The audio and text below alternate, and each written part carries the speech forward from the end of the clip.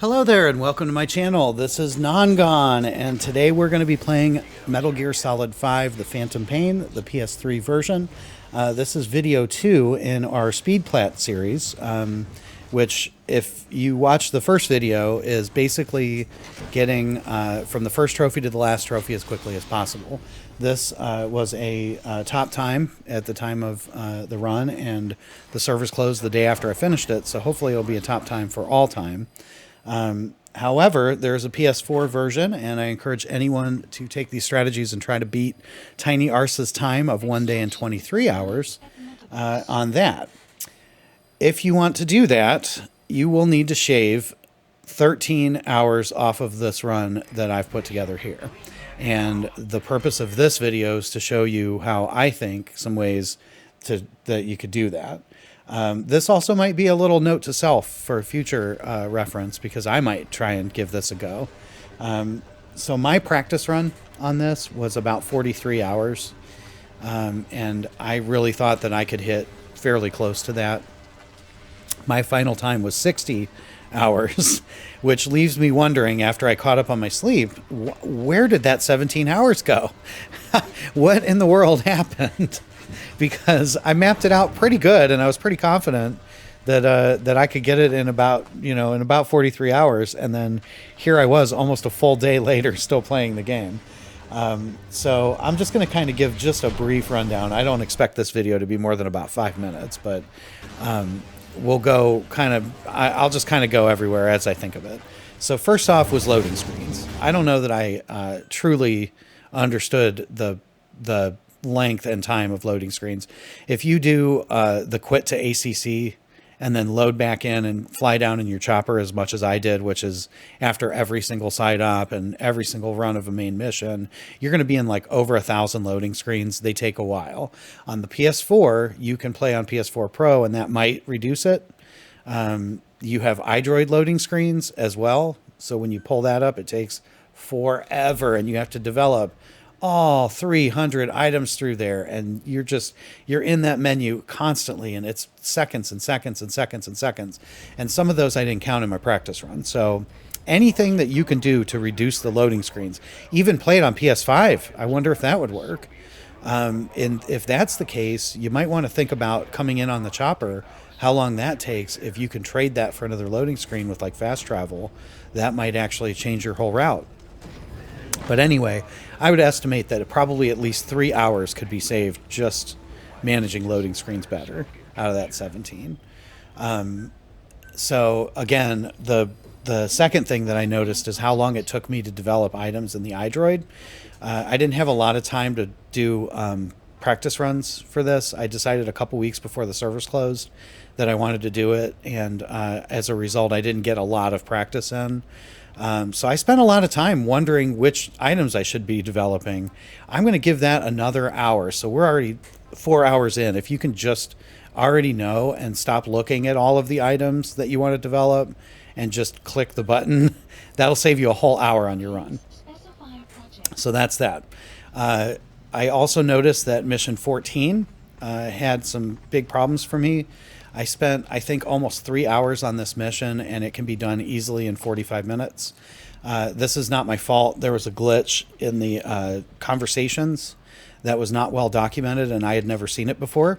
There's a number of other glitches in missions 14 as well, and that's why I wanted to bring it up. So sometimes when you go for the extract the container task in mission 14, it doesn't count.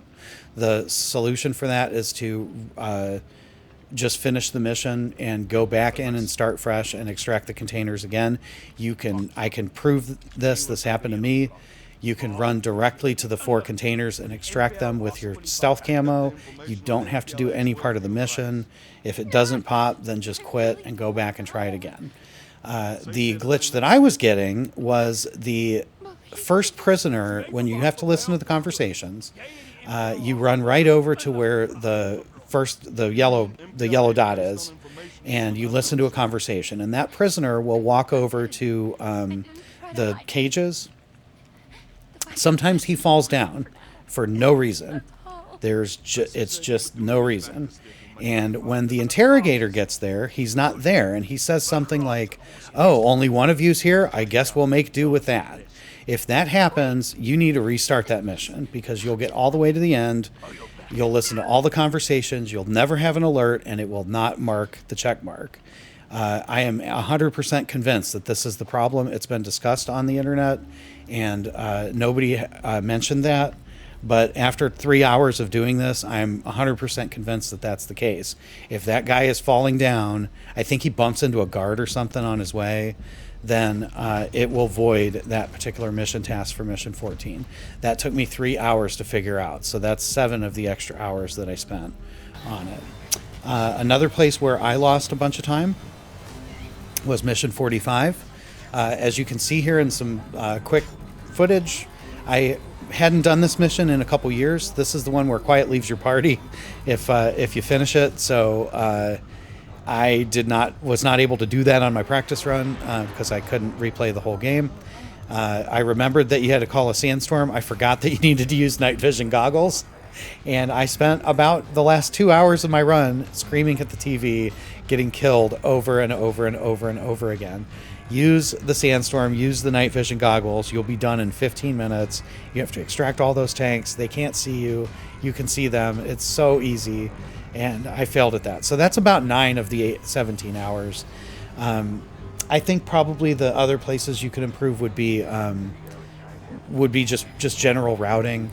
I only had about 32 of the 47 wild animals done because I was doing that off of memory as well. That took another hour or two. My base development so I wasn't sure how many times I was going to have to invade FOBs to get resources. So I did the last like 20 infiltrations towards the end of the game. The thing is, the more you develop your bases, the faster you level up. The faster you level up, the better gear you get. The better gear you get, the quicker you can do stuff. Like, I did almost all of the prisoner extractions before I got the wormhole Fulton because my R&D wasn't high enough. And that means you have to go in and pick up every prisoner, carry them to a place where they can be extracted, and then not cause any alerts or else the balloon will get shot. So, you know, if you can do the base development quicker, that'll probably save you an hour or two as well. It will probably not hurt your theoretical minimum. Your key deployments will be happening the whole time you're invading bases, and the nuke isn't really as much of a concern as you would think as long as you do it quickly. So if you take 2 extra hours after mission 22 and invade like 35 more security challenge bases for 6,000 fuel each, then you'll have enough to develop your base. You might be at level 4 on all the platforms way earlier than I was, and that will just save you a ton of time because you'll be able to have better gear quicker. And you know, in this game, better gear makes a big difference. So that's about all the strategies that I have to make things easier after kind of like re-looking at all of this and figuring it out. Hopefully you can find some other things to shave a little bit of time off. Hopefully, again, you're inspired to do this and take on Tiny Arse's 1 day and 23-hour record over there on PS4. If not, that's no big deal too. I might get to it. I really like this game. I didn't think I would when I first started playing it, and the more I play it, the more I can't put it down. So anyway, thank you for watching this. Hopefully this gives you a few more tips, and we'll get into the actual gameplay here on the next video. Stay bad, people. Non-Gone is gone.